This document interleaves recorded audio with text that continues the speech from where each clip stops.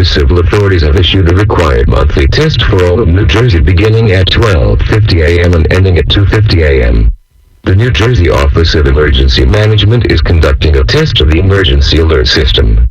Had this been an actual emergency, the attention signal you have just heard would have been followed by official information or instructions. This concludes the test of the emergency alert system.